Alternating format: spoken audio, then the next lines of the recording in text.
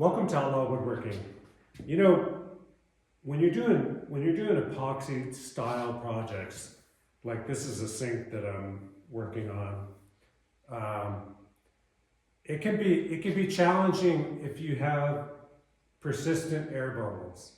And a lot of times I'm pretty good about sealing up my projects really good where I don't really have that many problems with air bubbles. You'll get bubbles, but you can get them out with the torch. And if you kind of keep an eye on it the first half hour or so, they pretty much disappear. However, sometimes, and this is one of those times, you can see I kind of have it mocked up with my faucet, but sometimes you'll have persistent air bubbles that you really can't, you just can't get them to stop. They're just persistent and they just keep coming. And this was the same thing. So basically, I have a couple little spots, like I got one there, one there, one there. You know, I've probably got about 10 or 12 air bubbles. There's one right there. And they're basically little holes in the wood that I made the mistake of not properly sealing those up prior to doing my flood coat. So today I'm going to show you how I take care of those, and it's pretty easy to do. It just means, you know, you're recoating your project again, and sometimes that's hard. It's hard, like when you see a project, you know, I mean, like this is a beautiful sink that I think it looks great even right now, but you're going to have to go in there and sand that one more time. So what I do is I use CA glue, and what I'll do is I'll first sand this down to I'll sand it with some 200 or 300 grit, and I'll make sure and locate, after I sand it, I'll wipe it down and I'll locate all of these little holes. And then what I'm going to use is CA glue, and then the accelerator, where I'm going to put a little glue in there, and then I'm going to cure it right away. And you can actually do it even right now. You could do it now and then sand it and then put your next coat on. But I like to sand it first and then go through and make sure I've located all those, close them up real good, sand it again, and just make sure that I'm not going to go through the same. In fact, I think there's one over here too. Make sure I'm not going to go through that same thing. So my way of fixing this, it looks like it got scratched already. My way of fixing these air bubbles is CA glue. So let's get to sanding this thing. And another thing I do to make sure that my epoxy turns out, you know, that it cures perfectly is like right now in my shop, I've got the temperature at 70 degrees. And that pretty much is a good temperature for tabletop epoxy.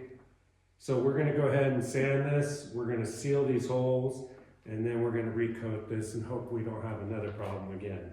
All right, let's get started. There he goes, it's a working man. He's trying to make a living any way he can.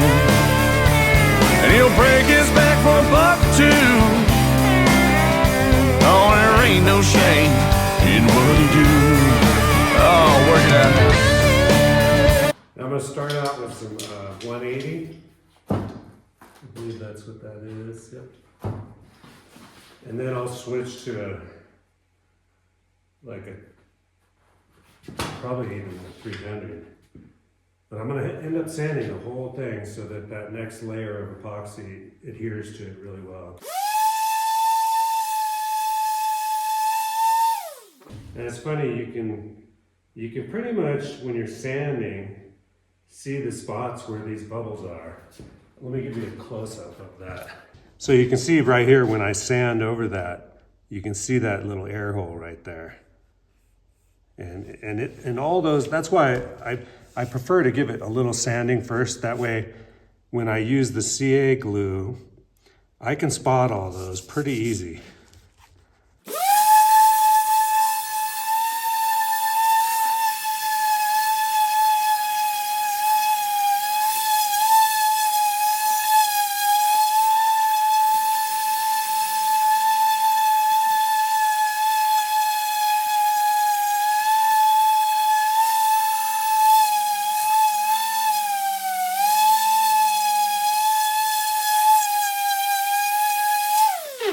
Okay, at this point it allows me to see, although I need to sand the front of this.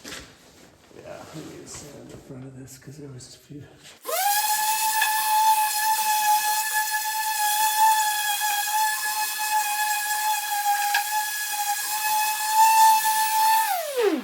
Okay, once you got it all sanded down, it's time to fix all these holes. So I'm gonna get my air hose and I'm gonna clean all the dust out of here first, wipe it down with some denatured alcohol, and then fill in these little holes, and I'll show you how I'm gonna do it.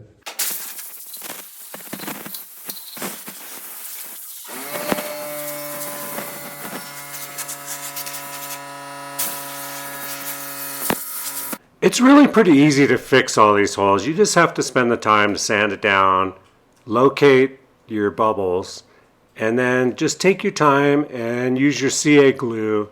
And basically, I put the fine tip. I'm using Starbond CA glue, but you can use any type of CA glue with an accelerator that cures it right away. But Starbond seems to work pretty good. And what I use this fine tip that comes in the package, and basically that allows me to kind of almost inject it into the holes. Where you know, if a small tip will fit right in there, I'll put it right in the hole, and then have the accelerator ready to spray right on it. And basically what I'm trying to do here is, by using CA glue with an accelerator that cures it right away, you're basically not giving the air bubble any time to bubble back up. And basically I just go through, I take my time, and I locate all these little, and there was actually, I mean, once I sanded it all down, there was quite a few more that I didn't realize were there. And I just go through and fill them. This is some medium clear CA glue by Starbond, and it seems to work pretty good. Yeah, it's just a matter of, you know, just taking your time and make sure you don't miss any, because you definitely don't want to keep sanding and coating your projects.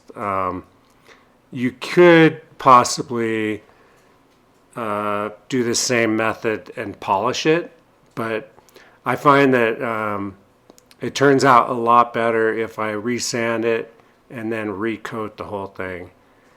And basically, yeah, it doesn't take long to get them all sealed up. You just have to make sure you don't miss any, and really spend the time to go around the whole thing, and yeah.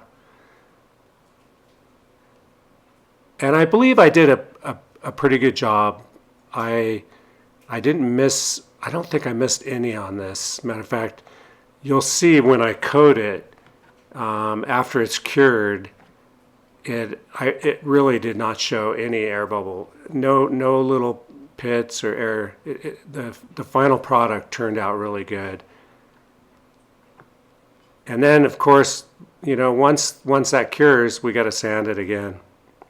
Usually wait a few minutes, let the CA glue cure, you know, for a half hour or something.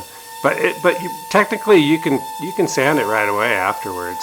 I usually wait a few minutes, and like I said, I usually wait about a half hour. But yeah, I go through, and basically you can tell, like, when you sand over the top of the CA glue, I'll wet my finger and wipe it on that spot, and you can tell what it's going to look like after the epoxy. So if you missed a sanding area, it'll show up.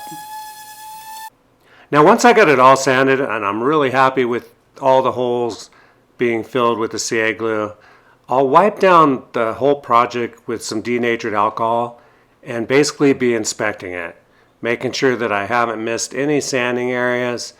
And when you use this denatured alcohol, it's basically kind of showing you what it's going to look like. So if you did miss a spot, you can, or if it's not sanded enough, you can basically, it'll show up and allow you to go ahead and fix it first before you put your flood coat on.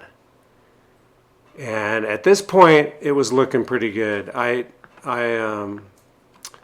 was pretty happy with everything, and I felt like it was ready for the flood coat.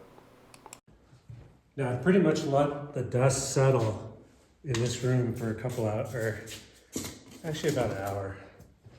And then I've got the closed off both those sections, because what's going to happen is when I do my flood coat, it's going to run down this drain straight down through. So I kind of block off both sides so it kind of contains it on top of the plastic. But she's pretty much ready to go. So, and I've got the room set at 70 degrees. So right now we're going to mix up some epoxy. And we'll see if we can't have a little more success this time. Now, of course, if you're, the first time you seal your wood, if you spend a little more time sealing it, you're better off for sure. And that was a mistake I made, but it makes for a good learning as far as what to do if you do have it happen. You can correct it. It's just going to cost you a little bit more in epoxy. And right here, I'm going to measure 14 ounces. And I'm going to use some rubber tools here. Let's see. Yeah. I've got some new spreaders that I'm going to use. These are nice little rubber spreaders. Put a short one in here.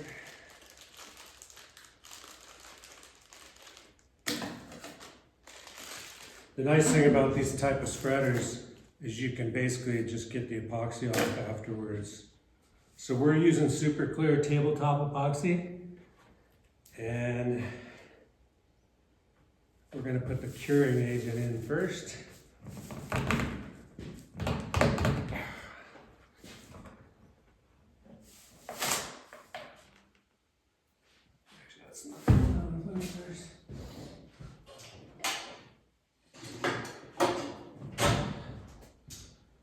Why this one lid always gets stuck. Okay, so we're going to measure out.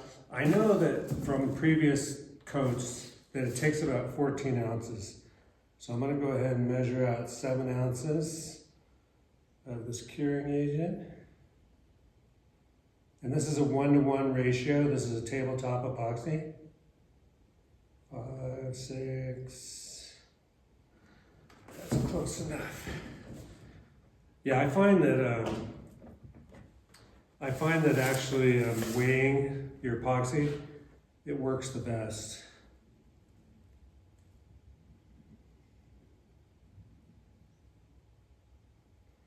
And we want to get 7 ounces of our resin.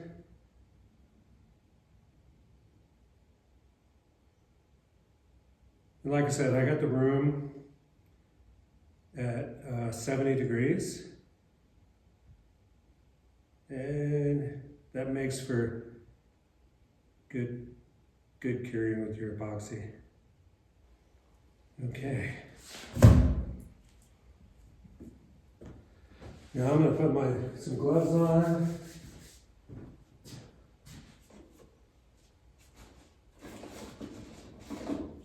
I always forget to do that, and then I forget to put my gloves on, and then you get the sticky epoxy on your hands. Sucks. Okay.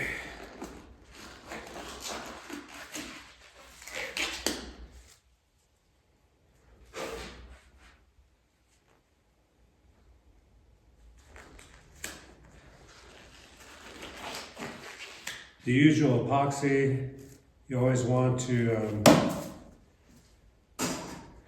give yourself a good 5 minutes of stirring, scrape your edges.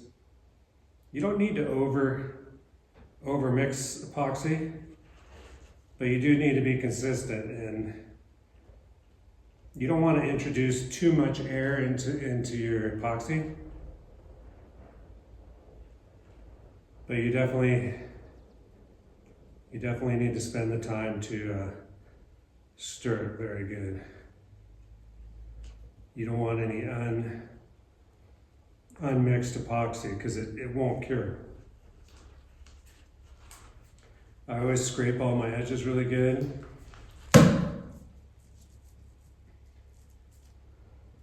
Scrape the bottom. And just give yourself a good mix.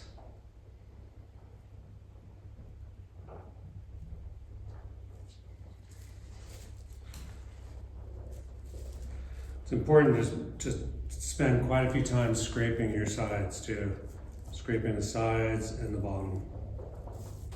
That's usually where some unmixed epoxy seems to like to hang out. You always want to have your spreaders ready, your torch ready. Make sure your table's all ready. This is getting really close. Maybe just another minute. You always want to scrape your edges, scrape the sides. Okay, we're just about ready to put this on.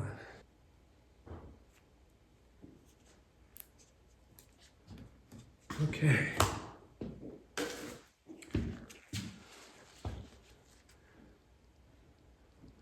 And here we go.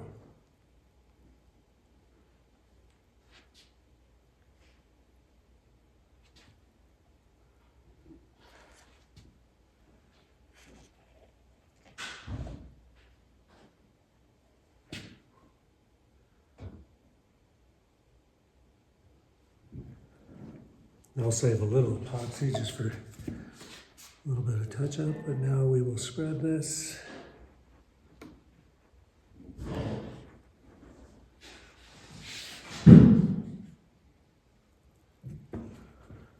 One thing I like to do is use my gloves and get some of this epoxy spread onto these sides.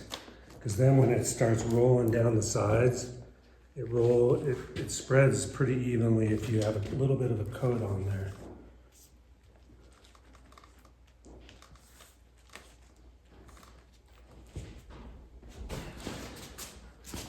Same on the front. We'll spread some on there.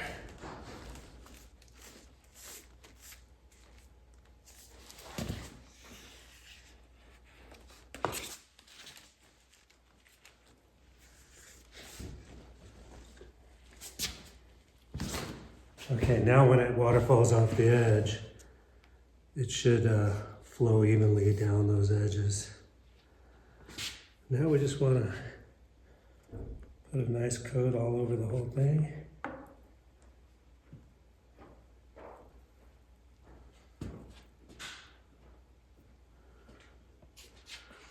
Get it going down the drain really good.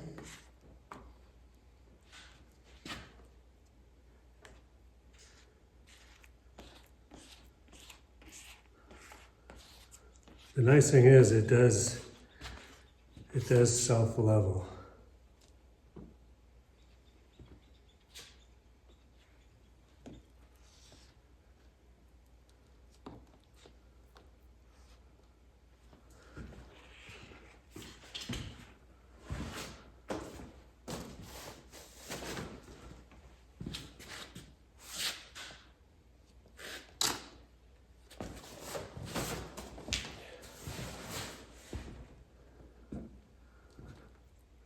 Now, if we take a look at some of the spots that were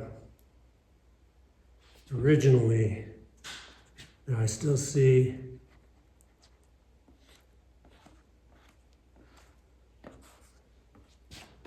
a few little bubbles, but chances are that we'll be able to just burn those off with the torch.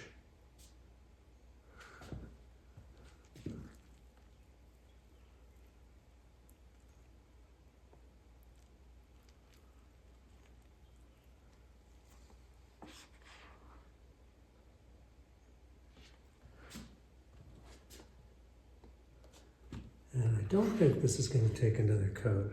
I'm hopeful that we'll just be able to do it with this one coat. Okay.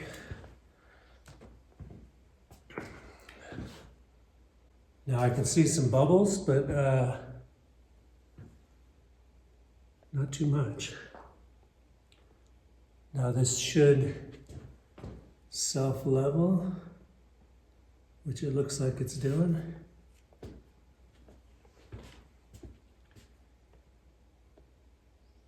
Yeah. So now what we're going to do,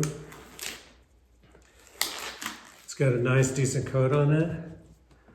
We're going to torch out the top bubbles.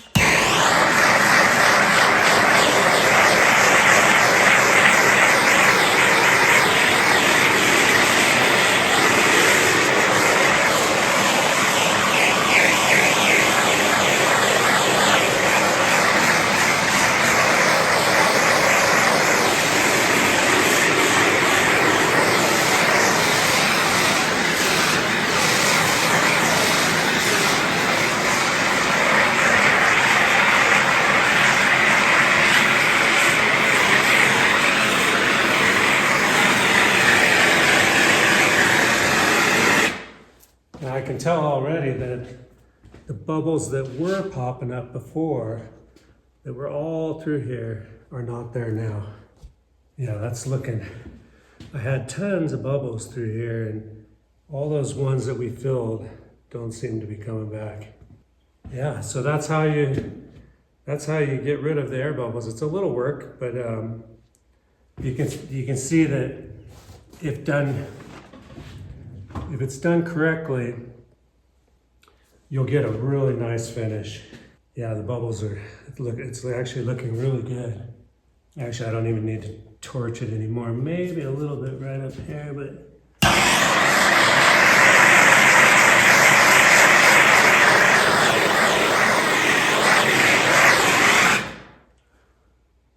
okay, we're gonna let that cure, and we will come back and look at it when it's all dry. Now here you can see the final product.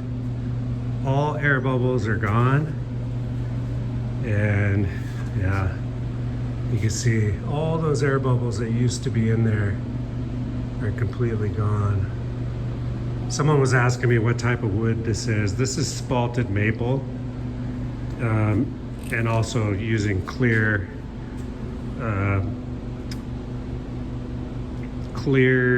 super clear tabletop epoxy on top.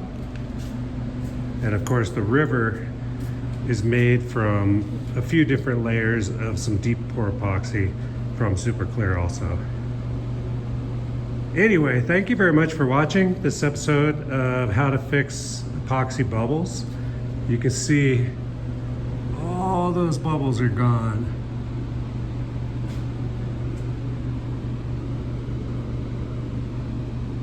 Yeah, no more bubbles. Anyway, thanks very much for watching. Please subscribe, like the video, and I will see you next time. Later. There he goes, it's a working man. He's trying to make a living any way he can. And he'll break his back for $1 or $2.